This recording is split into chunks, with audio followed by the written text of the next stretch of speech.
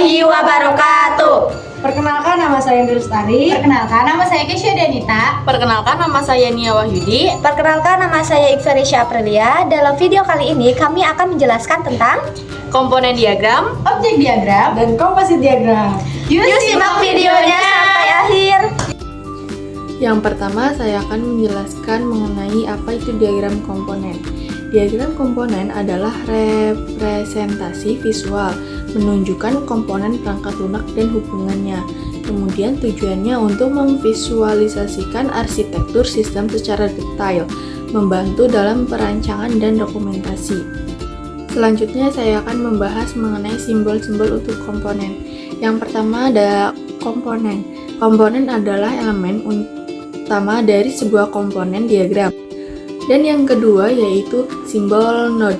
Node digunakan untuk mewakili perangkat lunak atau perangkat keras yang berhubungan dengan sistem perangkat lunak yang dibangun. Kemudian yang ketiga yaitu simbol antarmuka. Simbol antarmuka adalah komponen yang digunakan oleh perangkat lunak untuk menghubungkan sebuah komponen. Tugasnya yaitu menjalankan sebuah fungsi dengan pengguna. Dan yang keempat yaitu adalah simbol package. Package digunakan untuk menggambarkan suatu komponen-komponen di organisasi. Kemudian yang kelima adalah relasi. Relasi menggambarkan hubungan atau komunikasi antara komponen-komponen yang ada di komponen diagram.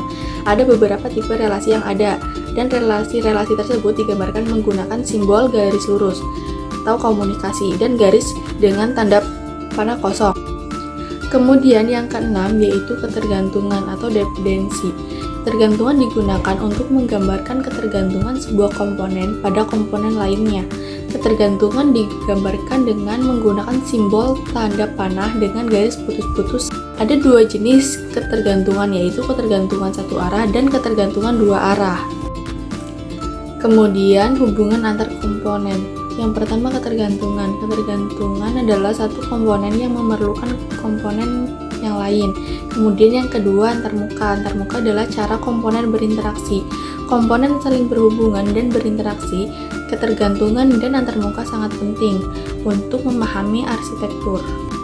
Pada contoh proyek gambar tersebut terdapat komponen-komponennya yaitu siswa menyediakan informasi data siswa dan status pendaftaran kelas.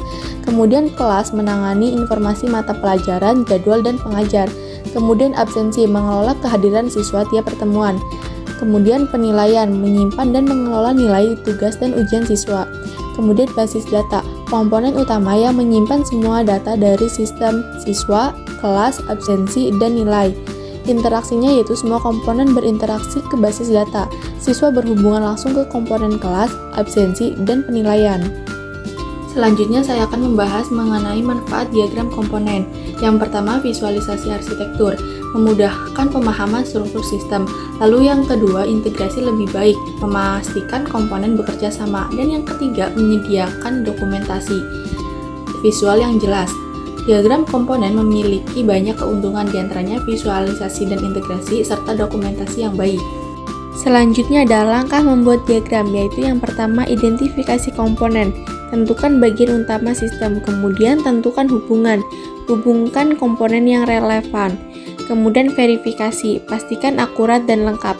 Membuat diagram memerlukan langkah terstruktur, identifikasi, tentukan hubungan, dan verifikasi untuk hasil yang efektif. Kemudian kesimpulannya yaitu diagram komponen adalah alat penting membantu dalam pengembangan perangkat lunak, memastikan arsitektur terstruktur dengan baik. Kemudian saya akan menjelaskan pengertian komposit diagram. Komposit diagram merupakan salah satu diagram struktural UML yang terdiri atas kelas-kelas, antarmuka, package, dan relasi antara mereka dan menyediakan pandangan logika dari sebagian atau seluruh sistem perangkat lunak yang dimodelkan. Kemudian selanjutnya saya akan menjelaskan mengenai simbol dan notasi dalam diagram komposit. Yang pertama yaitu komponen. Komponen yaitu kotak yang mewakili bagian sistem. Lalu yang kedua port, titik interaksi komponen. Dan yang ketiga konektor, garis yang menghubungkan port. Diagram komposit menggunakan simbol khusus. Komponen, port, dan konektor adalah kunci. Selanjutnya langkah membuat diagram komposit. Yang pertama identifikasi komponen. Tentukan bagian utama sistem. Lalu yang kedua tentukan port. Tetapkan titik interaksi. Dan yang ketiga, hubungkan port. Gunakan konektor untuk relasi. Kemudian pada contoh proyek composite diagram, menampilkan struktur internal dari komponen utama yaitu kelas dan bagaimana bagian-bagian kecil di dalamnya saling bekerja sama. Strukturnya yaitu kelas adalah komponen utama. Di dalamnya terdapat kelola absensi yang mencatat kehadiran siswa, kemudian kelola nilai yang mencatat nilai tugas dan ujian, kemudian kelola jadwal yang mengatur hari dan jam pelajaran. Konektivitasnya yaitu komponen ini terhubung ke entitas luar seperti siswa dan pengajar, serta mengambil data dari database. Kemudian manfaat composite diagram yaitu yang pertama kejelasan, visualisasi struktur internal sistem. Lalu yang kedua pemahaman, mempermudah pemahaman kompleksitas. Dan yang ketiga integrasi, memastikan semua bagian terintegrasi dengan baik. Diagram komposit menawarkan banyak manfaat, kejelasan, pemahaman, dan integrasi penting. Perbedaan diagram komposit dengan diagram lainnya yaitu yang pertama diagram kelas, fokus pada struktur statis. Dan yang kedua diagram komponen, gambaran tingkat tinggi sistem. Dan yang ketiga diagram komposit, detail internal komponen.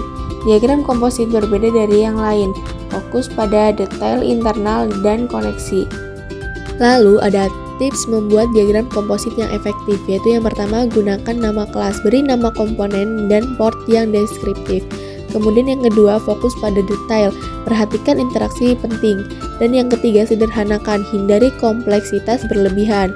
Ada tips untuk diagram komposit yang efektif, gunakan nama yang jelas, fokus pada detail, dan sederhanakan.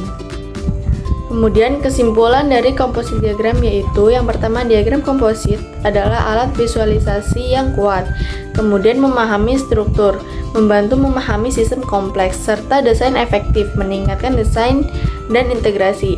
Diagram komposit adalah alat yang kuat, gunakan untuk memahami dan mendesain sistem.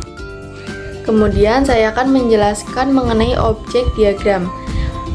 Definisi objek diagram yaitu diagram objek menunjukkan snapshot dari objek dan hubungan mereka pada waktu tertentu. Kemudian tujuannya untuk menggambarkan instansi yang nyata untuk membantu pemahaman sistem dan interaksi objek.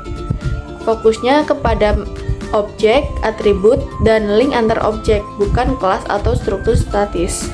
Kemudian saya akan menjelaskan mengenai simbol dan notasi di dalam objek diagram. Yang pertama ada objek, diwakili oleh persegi panjang dengan nama objek dan kelas di bawah garis bawah. Lalu yang kedua ada atribut, dicantumkan di dalam objek untuk menunjukkan nilai spesifik saat itu. Dan yang ketiga ada link, garis yang menghubungkan objek menggambarkan asosiasi antar instansi. Kemudian ada multiplicity yang menunjukkan jumlah hubungan antara objek. Selanjutnya ada hubungan antar objek, yaitu seperti asosiasi, agregasi, dan komposisi. Asosiasi adalah relasi sederhana antar objek tanpa kepemilikan khusus. Lalu agregasi adalah relasi memiliki namun objek dapat berdiri sendiri.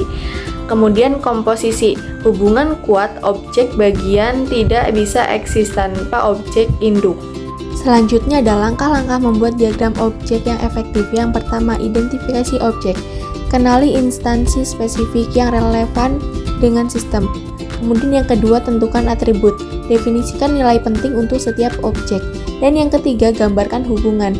Tentukan jenis relasi, asosiasi, agregasi, atau komposisi. Dan yang keempat adalah validasi diagram. Periksa konsistensi dengan kebutuhan dan skenario asli. Kemudian, objek diagram yang menjadi objeknya itu siswa. Siswa memiliki ID, nama, dan kelas.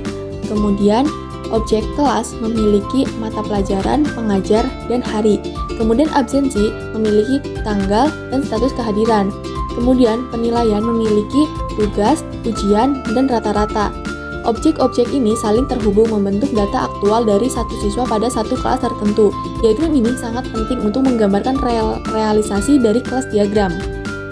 Kemudian kesimpulan dari diagram objek yaitu adalah memudahkan pemahaman. Diagram ini menggambarkan situasi nyata sistem dengan jelas, kemudian mendukung komunikasi dengan memfasilitasi diskusi antara developer dan stakeholder. Kemudian meningkatkan dokumentasi, menyediakan referensi yang efektif untuk pengembangan dan pemeliharaan. Sekian video yang dapat saya sampaikan, kurang lebihnya mohon maaf. Wabillahi taufiq wal hidayah. Wassalamualaikum warahmatullahi wabarakatuh.